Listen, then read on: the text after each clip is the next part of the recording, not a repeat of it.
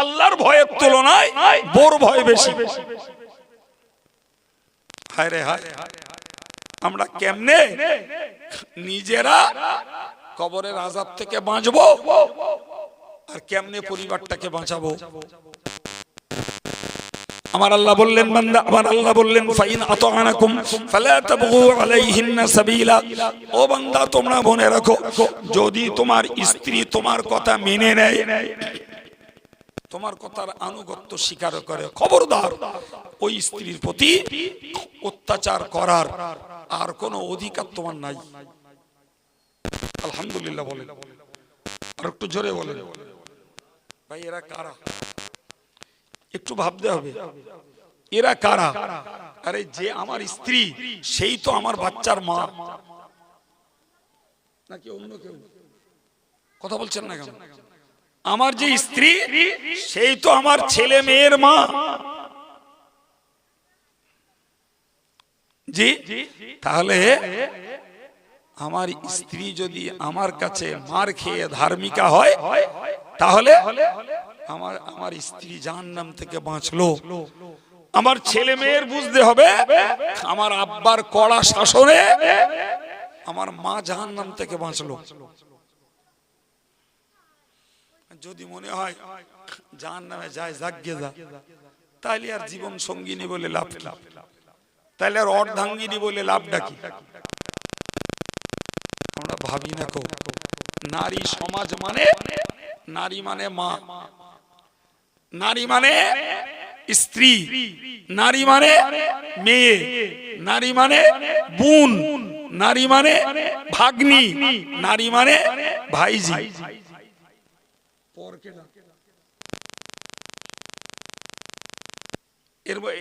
এদের মধ্যে পর কেডা, দূরের কেডা? ভেবেছেন কোনদিন? ভেবেছেন যে আমার মা যদি ধার্মিকা না হয় মা জাহান্নামে যাবে, আমার স্ত্রী যদি ধার্মিকা না হয় স্ত্রী জাহান্নামে যাবে, আমার মেয়েটা যদি ধার্মিকা না হয় আমার কলিজার টুকরি দুলালি জাহান্নামে যাবে, আমার বোনটা যদি ধার্মিকা না হয় জাহান্নামে যাবে, আমার ভাগ্নিটা যদি ধার্মিকা না হয় সে জাহান্নামে যাবে, আমার ভাইজিটা যদি ধার্মিকা না হয় সে জাহান্নামে যাবে। তাহলে এদের বাঁচানোর চেষ্টা আমাদের করার দরকার আছে না নাই? হায় হায়, আমি অবাক হয়ে যাই ভাই, আমার ভাবতে অবাক লাগে যে আমরা পৃথিবীতে না সবাই সুখে কাটাতে চাই। মন দিয়ে শুনে দেখুন, আমি আগেই বলেছি একদম গোড়ার দিকে, আমার কথা মনের সঙ্গে না লাগলে আপনার কথা নিতে হবে না। আমরা সাংসারিক ভাবে সবাই সুখে থাকতে চাই, ভালো খাবো, ভালো পড়বো, ভালো বাড়িতে বাস করব, আমার ছেলে মেয়েগুলোকে নিয়ে আমার সুখী পরিবার, হ্যাপি ফ্যামিলি আমি কাটাবো, আমি ভালো গাড়ি চাপবো। এই টেন্ডেন্সি, এই মানব, এই প্রবণতা, এই মনের চাহিদা আমারও আছে, আমার এই ভাইদের সবার আছে। হ্যাঁ, আমি একটা কথা খুব বিবেকের সঙ্গে জিজ্ঞেস করছি, বাবু এই দুনিয়ার ৬০-৭০ বছর এখানে যদি আমার ফ্যামিলির সদস্যগুলোকে নিয়ে ভালোভাবে থাকতে, পড়তে, খেতে, বসবাস করতে মন চায়, আল্লাহু আকবার, অনন্তকালের পরকালটা সবাইকে নিয়ে জান্নাতে যেতে মন চায় না? কি বলছেন? মুখে যদি স্বীকার হই যে সবাইকে নিয়ে জান্নাতে যেতে মন চায়, তাহলে কার্যত সবাইকে জান্নাতের পথের পথিক তো বানানো লাগবে। কিন্তু দুনিয়ার দৃষ্টিতে আমরা খাওয়া রিচ ফুড খাওয়াতে রেডি, দুনিয়ার দৃষ্টিতে গ্লাস টালি বসিয়ে এসি রুমে বাস করতে দিতে তৈরি আছি, দুনিয়ার দৃষ্টিতে কসমেটিক্সের জিনিস দিয়ে, বিলাসিতার জিনিস দিয়ে ছেলে মেয়ে বউটাকে সাজাতে গোছাতে রাজি আছি, ভালো ভালো মডার্ন মডেলের গাড়ি চাপতে রাজি আছি। কিন্তু জাহান্নাম থেকে বাঁচিয়ে সবাইকে নিয়ে জান্নাতে যাব, সেই পদ্ধতি ব্যবহার করতে আমরা ম্যাক্সিমাম পরিবারে অক্ষম, অপারগ, পারি না, করি না। তাহলে কেমনে সবাইকে নিয়ে জান্নাতে যাব? বলেন। আমরা মরা লোকে সবরেসানি করতে বসছি। আমি গত বছর এই মজলিসে কি ওয়াজ করেছিলাম, আলহামদুলিল্লাহ আমার টোটাল ওয়াজ মনে আছে। আমি তার একটা কথা আজকে বলিনি। মরে ঈমান নিয়ে মরবে তো তবে তো সবরেসানি, আর ঈমান হারিয়ে মরবে জি তুমি বিনা কন্ট্রাক্টের বক্তা আব্দুল কাইয়ুম কি দিয়ে দোয়া করাও, আর বাংলাদেশ থেকে একটা রুড়ি আনো 1.5 লাখ টাকা দে, আর একটা পীর আনো 40,000 দে, ভিতের আঙুল কিচ্ছু হবে না, কিচ্ছু হবে না। ওসব বেকার ভেলকিবাজি, শুধু ফটকা বাজার। নিজের ঈমানটা নিয়ে মরতে হবে। তাহলে হুজুর দোয়া করুক, আর নিজের মূর্খ ছেলে দোয়া করুক, নিজের বিধবা স্ত্রীটা দোয়া করুক, নিজের মসজিদের ইমাম দোয়া করুক, আলহামদুলিল্লাহ যেই করবে তার জন্য কাজে আসবে। তো আমি এই যে ওয়াজ করছি আজকে শুরুতে, অন্তত ওই ঈমানটা নিয়ে মরার মতো কাজটা করে করে মরণ দুয়ারে যাওয়া দরকার। তা না হলে কারুদ্দে দোয়া করে কিচ্ছু হবে। সম্মানিত ভাইরা আমার, ঈমান নিয়ে মরতে গেলে আমাদেরকে আমল শিখতে হবে। আমি পরিশেষে আপনাকে দলিল দেবো, আমার এই কথাটা শেষ করছি ভাই। তাহলে আমরা কি পেলাম? একটা বাণী পেলাম আল্লাহর, তুমি নিজে বাঁচো, পরিবারটাকে বাঁচাও। হুজুর নিজের হওয়া লাগবে। তুমি একটা কথা শিখেছো, বাড়িতে পৌঁছে দাও, সেই হুজুর নিজে হওয়া লাগবে। জি, তোমার বউ অবাধ্য, তারে ওয়াজ করো, ওয়াজ শুনে সোজা না হয় বেড আলাদা করে দাও, তারপরেও সোজা না হয় চেহারাটা বাদ দিয়ে দেহের অন্যত্র মারো, ধর্ম না করার জন্য। যদি সে ধার্মিক হয়ে যায়, এরপরে তাকে মারার আর কোনো অধিকার তোমার নাই। সুবহানাল্লাহ। জি, তাহলে ওয়াজ সেই স্বামীর করা লাগবে। আর একটা বলছি, আমার আল্লাহ পাকের নবী বলেছেন, মুরু আওলাদাকুম বিসসালাতি ওয়া হুম আবনাউ 7 সিনিন ওয়াদরিবুহুম আলাইহা ওয়া হুম আবনাউ 10 সিনিন। শুনুন, প্রিয় নবী বললেন যে তোমার বাচ্চাটার বয়স যখন 7 বছর হয়, তো রাসূল বলছেন তুমি 7 বছরের বাচ্চাটাকে নামাজ পড়তে আদেশ করো। ক বছরের বাচ্চা? 7 বছর। 7 বছরের বাচ্চাটাকে নামাজ পড়তে আদেশ করতে বলছেন। একটু জোরে বলবেন, আমি বলেছি না রাসূল বলেছেন? সবাই মিলে বলেন, রাসূল বলেছেন। আমার অপরাধ, আমি রাসূলের সেই আরবি কথাটাকে আপনাদের মতো বাঙালির কাছে বাংলায় শেয়ার করছি।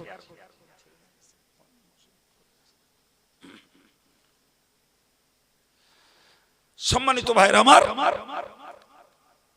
তাহলে রাসূল বলছেন 7 বছরের বাচ্চাটাকে নামাজ পড়তে আদেশ করো। আল্লাহু আকবার। আপনি বলবেন হুজুর 7 বছরের বাচ্চা পেশাব করতেও জানে না। আমিও আপনার সঙ্গে একমত, সত্যি পেশাব করতে জানে না, ঠিকই। আচ্ছা, যে বাচ্চাগুলোকে 4 বছর বয়স থেকে কেজি স্কুলে পড়াতে দিচ্ছে, তার মা পেচ্ছাপ করাচ্ছে, মা পায়খানা করাচ্ছে, মা তারে জামা পরিয়ে দিচ্ছে, মা তারে প্যান্ট পরিয়ে দিচ্ছে, মা তারে গালে তুলে খাবার দিচ্ছে, টিফিন বক্স করে খাবার দিয়ে গাড়িতে তুলে দিচ্ছে। 10:30টায় গাড়ি আসবে, 10:30টার আগে মা রাস্তার ধারে ছেলে রিসিভ করার জন্য দাঁড়িয়ে থাকছে। এসব কথাগুলো ভুলেই গে। তোমার ছেলে লেখাপড়া শিখবে, জি গোল্ডেন এ প্লাসে পাস করবে, তোমার ছেলে চাকরি করবে, তোমারে দুধে ভাতে খাওয়াবে, আর তোমার ছেলে তার হ্যাপি লাইফ স্টাইল নিয়ে চলবে। ক বছর? 60 বছর। এরপরে তোমার ছেলে ধর্ম করবে না, জাহান্নামে যাবে। তুমি কত মুরদের বাপ আর মা তোমার ওই বাচ্চাটারে জাহান্নাম থেকে রক্ষা করবা? জবাব আমার দিতে হবে না। আব্দুল কাইয়ুম ব্রেন অপারেশন করে দিচ্ছে, বাড়ি যেয়ে ভাবুন। তাহলে 60 বছরের সুখী জীবনের জন্য ছেলেটাকে উন্নত লেখাপড়া শেখাবার জন্য তুমি ব্যবস্থা নিলে, এই ধরনের ব্যবস্থা। তোমার ছেলেটা কোরআন পড়ে না, তোমার ছেলেটা পাক না পাকি জানে না, উযু গোসল শিখানি, তোমার ছেলেটা দৈনিক জীবনের নবীর সুন্নতটা শিখিনি, দৈনিক জীবনের দোয়া কালামগুলো তোমার ছেলেটা শিখিনি, তোমার ছেলেটা নামাজ পড়তে জানে না, তোমার ছেলেটা ইসলামী শিষ্টাচারিতা ইসলামী আদব শিখিনি, তার জন্য তুমি বাপ মা কি দায়িত্ব পালন করেছো? বলেন বলেন। রাসূল তো 7 বছরের বাচ্চাটারে নামাজ পড়তে বলেছেন, জি, আর আমরা বলছি 7 বছরের বাচ্চা পেশাব করতেও জানে না। ঠিকই জানে না তো, পেশাব করতে জানে না যখন, তখন যদি তারে মিশনারি স্কুলে পড়ানো যায়, তাকে যদি কেজি স্কুলে পড়ানো যায়, তাকে যদি ইংলিশ মিডিয়ামে পড়ানো যায়, তাহলে ওই বাচ্চাটাকে কোরআন পড়ানোর জন্য ইসলামের প্রাইমারি স্টেজের শিক্ষাটুকু দেওয়ার জন্য কি দায়িত্ব পালন করলে? এটা দুনিয়া, তাই না? এটা নগদে পাওয়া যায়, আর আখিরাতে একটা ধারে, তাই? হ্যাঁ, এই তো মুসলমানের বিশ্বাস। দুনিয়াটা নগদ আর আখিরাতেরটা কি বলছেন? ধারে তো, জি। কোরআন পড়লি সব হবে, নামাজ পড়লি সব হবে, রোজা রাখলি সব হবে, সুন্নত পালন করলি সব হবে, দোয়া কালাম পড়লি সব হবে, জি। সব হলি কবরে আযাব হবে না, জাহান্নামের আযাব হবে না, জান্নাতে যাওয়া যাবে, সব ফিউচারে, সব ভবিষ্যতে। বাদ দিন, নাউজুবিল্লাহ। জি, এখন ভালো লেখাপড়া শেখ, পাস করবি, মাইনরিটির টাকা পাবি, ওদিকে কন্যাশ্রী, এদিকে রূপশ্রী, কত টাকার খেলা, জি। আবার টিউশনি করতে পারবি, পয়সা রোজগার হবে, চাকরি পালি তো কপাল খুলে যাবে, সুন্দর বাড়ি, ডিশ টিভি, জি, আর একটা সুন্দরী গৃহিণী, নগদ। এই তো মুসলমানের ইমানের জোর। সুতরাং পয়সা ঢালো এর পিছনে, জি। ভর্তি ফি 10,000, মান্থলি চার্জ 4,500, এডুকেশনাল গুডস, শিক্ষা সরঞ্জাম, বই খাতা কাগজ কলম হেন হেন, তাতে আবার 2,000। এই বাপেরা গুনছে ছেলে আর মেয়েগুলোকে গ্রাজুয়েট করার জন্য, বিএড করানোর জন্য লক্ষ টাকা গুনছে, ডিএলএড করানোর জন্য। সেই জাতি ছেলেগুলোকে ধার্মিক বানানোর জন্য কোরআন শেখায় না, নামাজ শেখায় না, উযু শেখায় না, দোয়া শেখায় না, সুন্নত শেখায় না। উজন মোবাইলটা দিয়ে দেছে, ও ফ্রি ফায়ারটা শিখে ফেলেছে, পাবজিটা শিখে ফেলেছে, সিনেমাটা শিখে ফেলেছে, নাচ গানটা শিখে ফেলেছে, চিটফান্ডটা শিখে ফেলেছে, জি। পরের মেয়ের সঙ্গে চ্যাটিং করা শিখে ফেলেছে, মেসেঞ্জারে প্রেম ভালোবাসা করা শিখে ফেলেছে।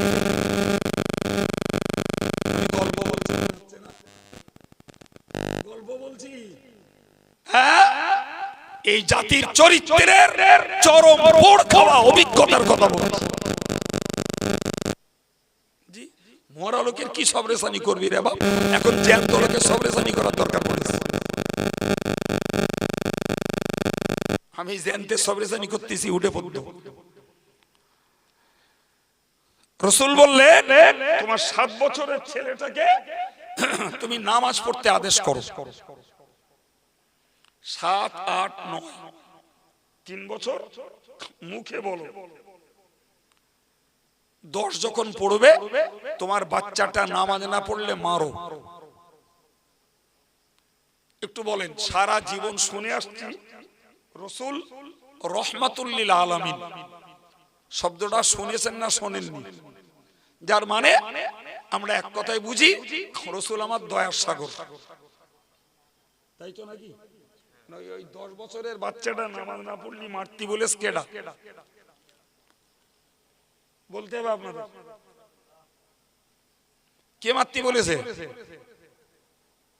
এই রে 10 বছরের বাচ্চাটাকে ওই আগে বোর মাতৃ বলেছে আল্লাহ, আর এখন এই 10 বছরের ছেলেটা নামাজ না পড়লি এরে মাতৃ বলেছে রাসূল। 10 বছরের বাচ্চাটা নামাজ না পড়লি মাতৃ বলেছে কে? এবার যেন ভুল না হয়, আর আমার নামে দোষ দেবেন না। আমি বলো মাতৃ বলিনি, বলো রাসূল বলেছে, তাই আপনাদের বাংলায় বলে দিচ্ছি। ভাই এখন বলেন, যে রাসূল রাহমাতুল লিল আলামিন, হায় হায় দয়ার সাগর, যিনি তয়েফের মাটিতে মার খেয়েছেন, রক্তাক্ত হয়েছেন, অজ্ঞান হয়ে গেছেন, আমার আল্লাহ ফেরেশতা পাঠিয়েছেন। ফেরেশতা এসে বললেন, নবী হে, আপনি চাইলে ওই পাহাড় তুলে তয়েফবাসীর উপরে চাপিয়ে দেওয়া হবে, তয়েফবাসী পাহাড়ের নিচে ধ্বংস হয়ে যাবে, অথবা আপনি চাইলে তয়েফবাসী গোটা এলাকাটা তুলে নিয়ে পানিতে ডুবিয়ে দেওয়া হবে। আমার প্রিয় নবী আল্লাহর কাছে বললেন, আল্লাহুম্মা হাদি কওমি ফাইন্নাহুম লা ইয়ালামুন।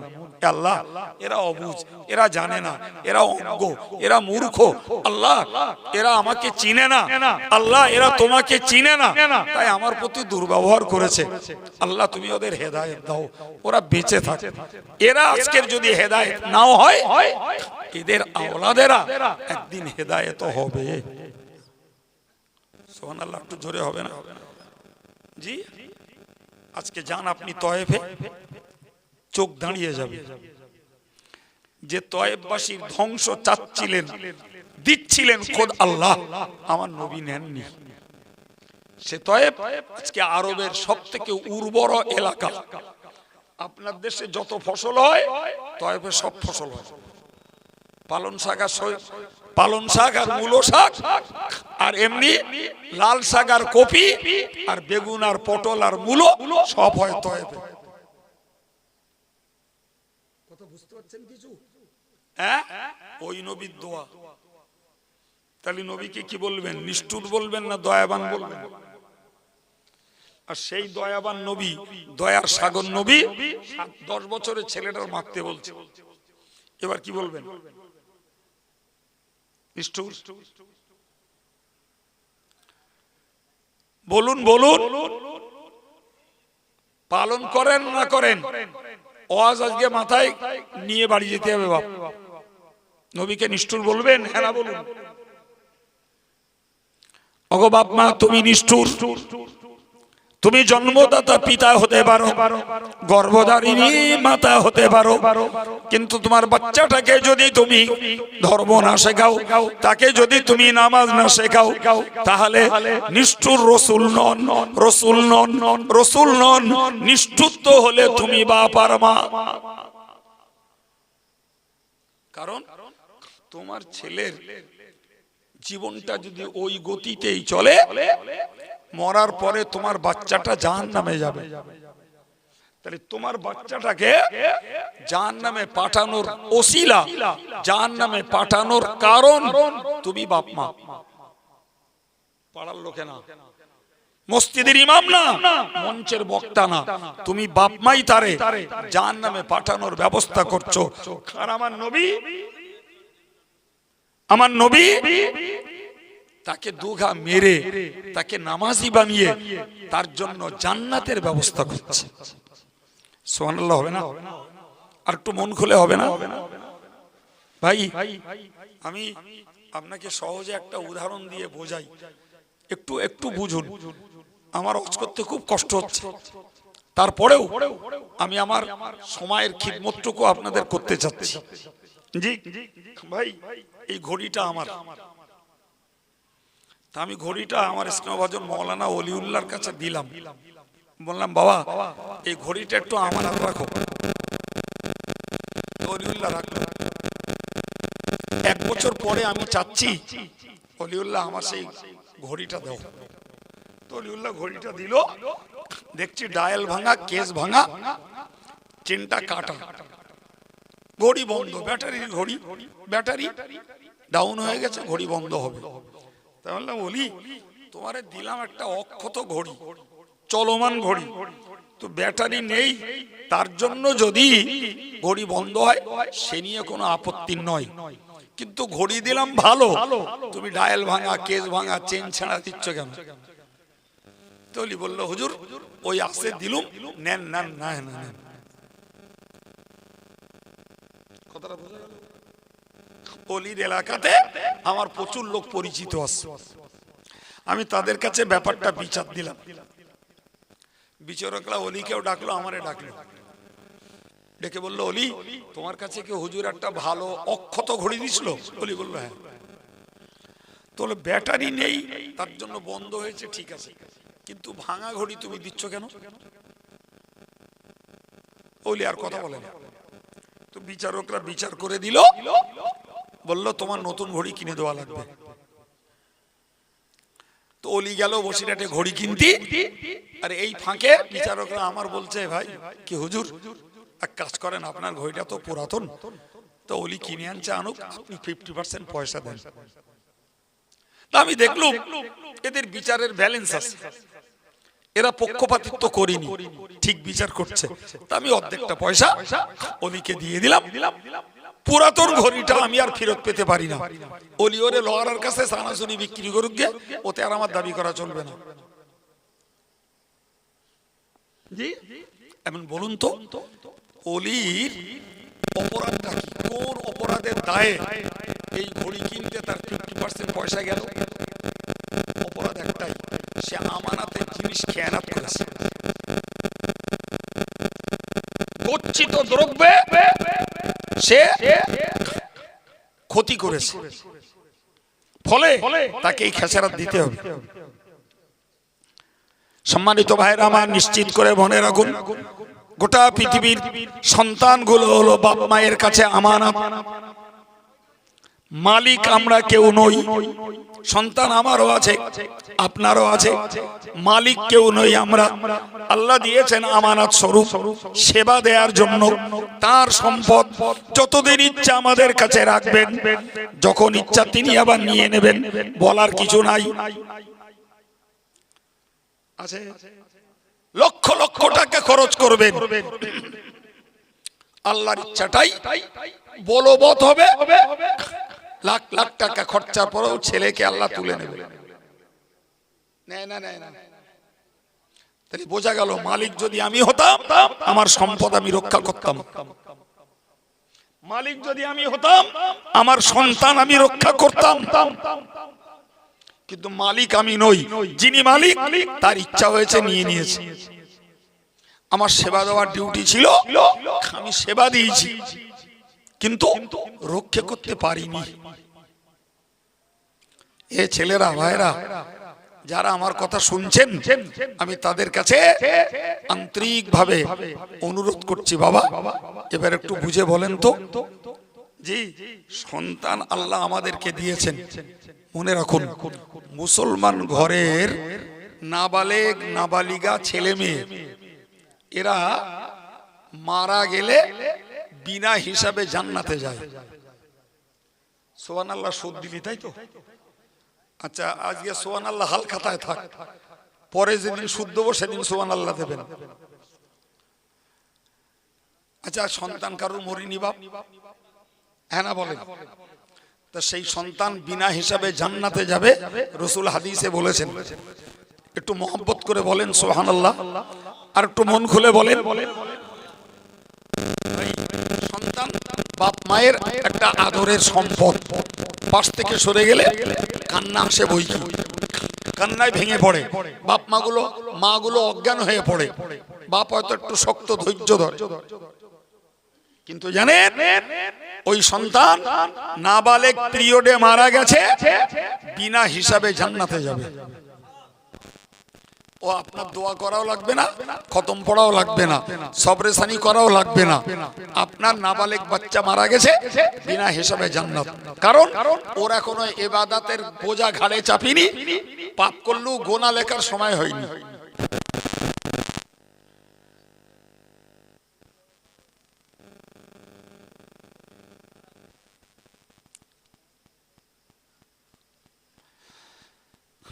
প্রিয় ভাইরা আমার, তাহলে কি প্রমাণ হলো বলুন দিন?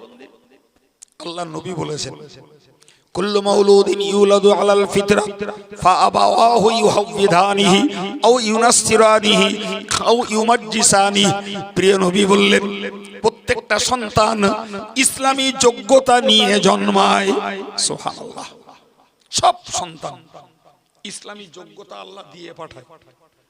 আল্লাহ পাকের হাবিব বললেন, ফাআবাওয়াহু ইউহাউবিদানিহি, বাপ মা তাকে ইহুদি বানায়, আও ইউনাসসিরানিহি, বাপ মা তাকে খ্রিস্টান বানায়, আও ইউমাজ্জিসানিহি, বাপ মাই তাকে আগুন পূজারি বানায়।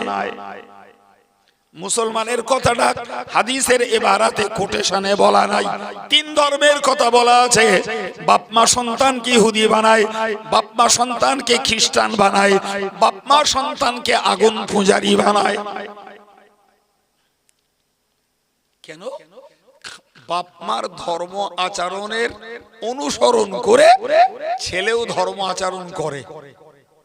তাহলে অঙ্ক অনুযায়ী বলা যায়, বাপ মা নামাজি হলে ছেলে পিলে নামাজি হবে, এটা স্বাভাবিক নিয়ম। যদি না হয় সেটা দুর্ভাগ্য এবং ব্যতিক্রম। বাপ যদি বিড়ি খায়, ছেলে বিড়ি কিনতে কিনতে একদিন টানবে, এটা সাধারণ নিয়ম। যদি না টানে তাহলে বলতে হবে ও ছেলেটা স্পেশাল ভাবে সুবোধ ভালো ছেলে, তাই বাপের বিড়ি ও টানিনি। বাপ যদি তাস খেলে, ছেলে খেলবে। মা যদি গাল দেয়, মেয়ে গাল দেবে। মা যদি মাজায় কাপড় বেঁধে ঝগড়া করে, মেয়েও হাঁটুর উপরে কাপড় তুলে ঝগড়া বাঁধাবে।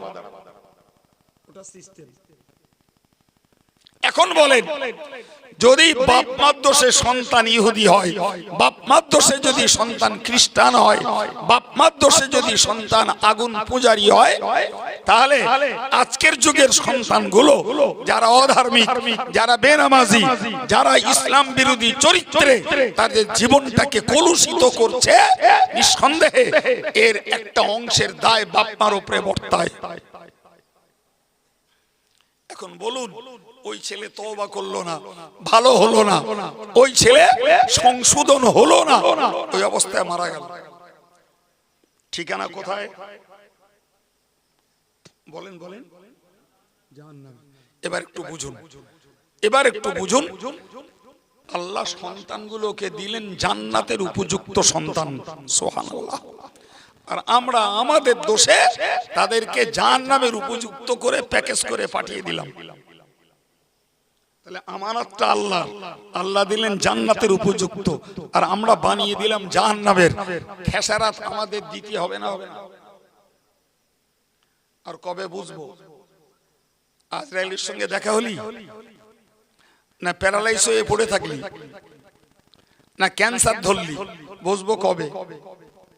বাড়ি যেয়ে ভাবুন, বাড়ি যেয়ে ভাবুন আপনার ধর্মীয় চরিত্র কি, আপনার পরিবারের চরিত্র কি, দুটো মেলান, মিলিয়ে বুঝুন।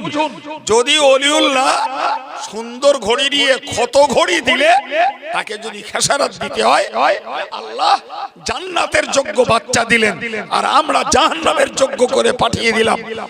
দাড়ি রেখে নামাজ পড়ে তসবিহ পড়েও সেদিন কিয়ামতের দিন খেসারত দিতে হবে না? হবে না? বুঝলে? সবরেসানি মরা লোকের আগে করার আগে নিজের সওয়াব নিজে কামাই করে মরতে পারবো। প্রিয় ভাইরা আমার, আমি বলতেছিলাম যে হুজুর নিজেদের হতে হবে।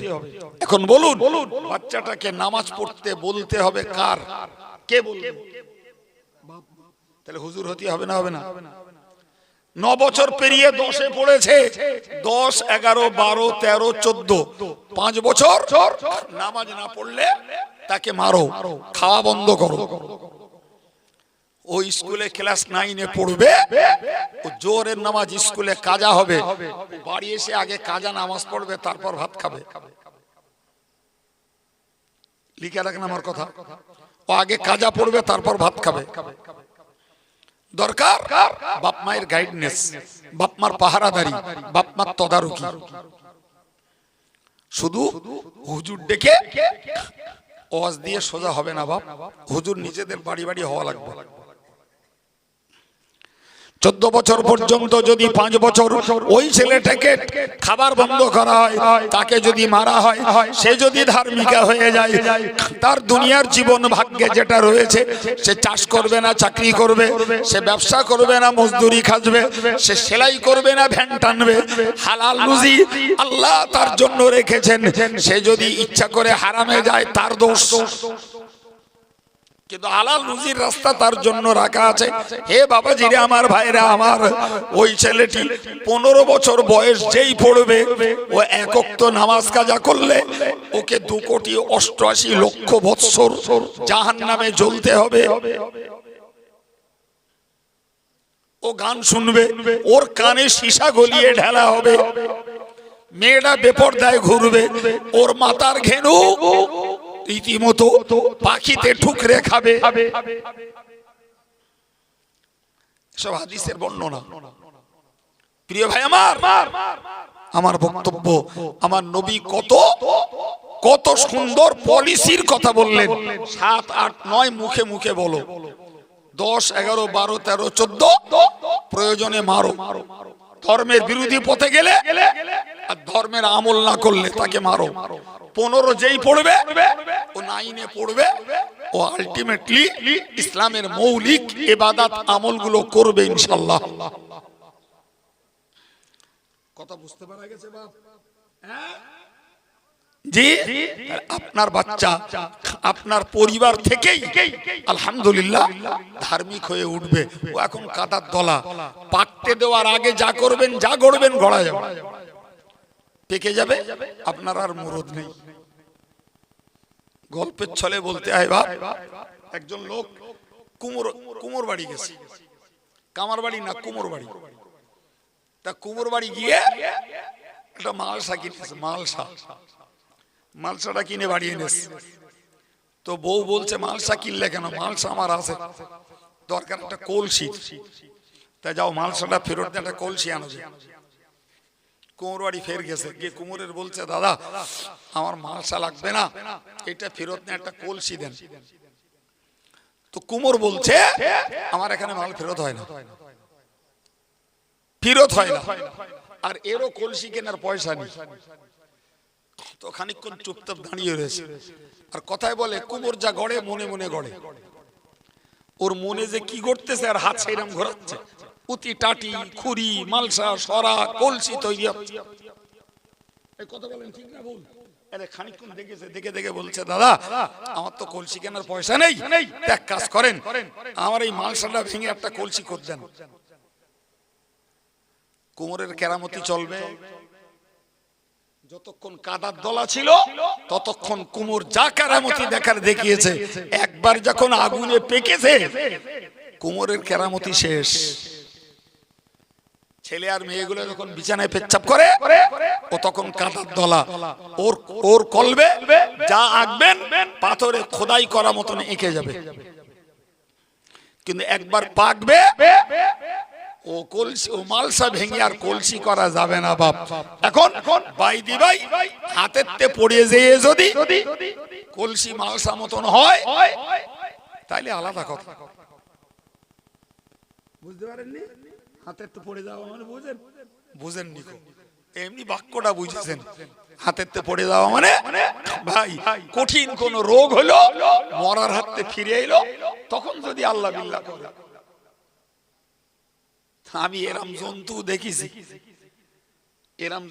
দেখেছি, আমি 40 বছর বয়স, বেতাবা করিনি, ধর নামাজ কালাম কিচ্ছু পড়ে না। আমি একদিন হাসতে হাসতে বললাম, আমার থেকে বয়স একটু বড় ছিল, আমি বললাম ভাই এই বয়স হয়ে যাচ্ছে, বিয়ে থাওয়া করো, নামাজ কালাম পড়ো। সে এমন কপাল পুড়েছে, এমন একটা উত্তর দিলে আমি একদম নিজে পাথরের মতন হয়ে গেছি। বদমায়েশ বলছে হাফিজ সাহেব জীবনে একবার আল্লাহ বলেছি, আর বলবো কিনা সন্দেহ। আমি একদম পাথরের মতন হয়ে গেছি। তাক রাগটা সামলে নে বললুম, হাসতে হাসতে আমু ছেড়ে দিলুম। বললো আল্লাহ যদি চায় তোমার বলার সময় দেবে না, তার আগে সেবড়ে দেবে। তা কথা হয়ে যায় আজকে বেলা 11টার দিকে। আজকের দিন গেছে, রাত গেছে, কালকের দিন গেছে, রাত এসছে, টাকি রোডের ধারে বাড়ি। কোথায় বলবো না, বললি গোনা হবে। জি ভাই, তো ইলেকট্রিক অফ, নিচে নেমেছে বাতাস খাবার জন্য। এক 407 আলা ওরে নিয়ে এক ডালের সঙ্গে ছিটিয়ে দিয়েছে, দে দিব্যু আবার সে চালিয়ে বেরিয়ে গেছে। মনে হবে যেন আজরাইল চালাচ্ছিল। হয়ে গেল। বহুত চেষ্টা করলো তার বাড়ির লোকেরা, আমার দিয়ে একটু জানাজা পড়ে। বললো না, অত বড় বেঈমানের জানাজা কায়েম সাহেব পড়বে না, তাই তুমি আমার যাই করো করো। কিছু বুঝতে পারছেন আমার কথা? আমার বাস্তব জীবনের জানা কথা একদম। আল্লাহর খেলা বলার সময় হয়নি। সম্মানিত ভাইরা আমার, আমি আপনাদেরকে শুরু থেকে সমাজ গঠনের জন্য নিজেদের দায়িত্ব পালনের উপরে, নিজের ব্যক্তিগত ভাষা নয়, বাস্তবের লোক নিরিখে কোরআন হাদিস দ্বারা আপনাদেরকে কিছু শোনাবার চেষ্টা করেছি। জি, আমি আমার বক্তব্য ছাড়বো, সময় শেষ। পরের বক্তা আসবেন, তিনি তার তবিয়ত মতো কিছু কথা বলবেন, আখিরি দোয়া মোনাজাত তিনি করবেন। জলসার যারা আয়োজন করেছেন তাদেরকে ধন্যবাদ জানাচ্ছি, তবে তার থেকে অনেক ধন্যবাদ জানাবো যদি তারা এই ওয়াজের মজলিস দিয়ে নিজেদের জীবনের পরিবর্তন নিজেরা আনতে চেষ্টা করে, সেটাই হবে সবথেকে উত্তম সার্থক। যাওয়ার আগে বলবো, জামিয়া রহমানিয়া অল ইন্ডিয়া সুন্নাতুল জামাতের একটি সুবৃহৎ প্রতিষ্ঠান, যার প্রতি আপনাদেরও কিছু দায়বদ্ধতা আছে, কিছু দান ধান আপনারাও করেন। পয়লা, দোসরা, তেসরা ফাল্গুন তার বাৎসরিক ইসালে সওয়াব আপনাদেরকে দাওয়াত দিচ্ছি, যাবেন। প্রতিষ্ঠানটা চালাতে 2023 সালে খরচ ছিল 2,01,62,000 টাকা, সব এই দেশের মানুষদের পয়সা। জি, আগামীতেও খরচের অঙ্ক দাঁড়াবে কোথায় আল্লাহ ভালো জানে। আপনাদেরকে দাবি করব, আপনার দানের পয়সা যেখানে দেন দেন। অল ইন্ডিয়া সুন্নাতুল জামাতের হানাফি মাযহাবের এবং সিলসিলায়ে মুজাদ্দিদ জামানের মতাদর্শের একটি আদর্শ বলিষ্ঠ পীঠস্থান, তার প্রতি আপনাদের কাছে আমার নিবেদন, আপনাদের দানের অংশ কিছু দেবেন। সেই সঙ্গে একটা দাবি করব, আপনাদের এখানকার ছেলে হাফেজ হয়ে আমার ওখানে গেছিল এবং ওখানে সে মওলানা পড়েছে, এখন হেফজ বিভাগে শিক্ষকতা করছে, হাফেজ মুজাফফর। আমি একটা দাবি করব, আপনারা যদি একটু ভালো মনে করেন একটা বাৎসরিক সদস্য হবেন। বাৎসরিক একটা সদস্য আপনারা হবেন, নিচে 100 টাকা, উপরে সামর্থ্য অনুযায়ী যিনি যেমন পারেন তেমন হতে পারেন। এই বাৎসরিক একটু সদস্য হলে কোরআন হাদিসের এই উচ্চশিক্ষা প্রতিষ্ঠানের সঙ্গে আপনার একটা সম্পর্ক থাকবে। এই দাবি আপনাদের কাছে রেখে দাওয়াত দিয়ে আমি বিদায় নিতে যাচ্ছি।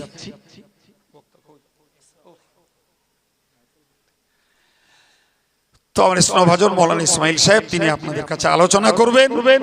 আমি দোয়া আপনাদের জন্য রেখে আর আমার জন্য, আমাদের সংগঠনের কাজকর্মের জন্য আপনাদের কাছে দোয়া চেয়ে বিদায় নিচ্ছি। ওমা আলাইনা ইল্লাল বালাগ। আসসালামু আলাইকুম। প্রাণ খুলে দরুদ শরীফ আল্লাহুম্মা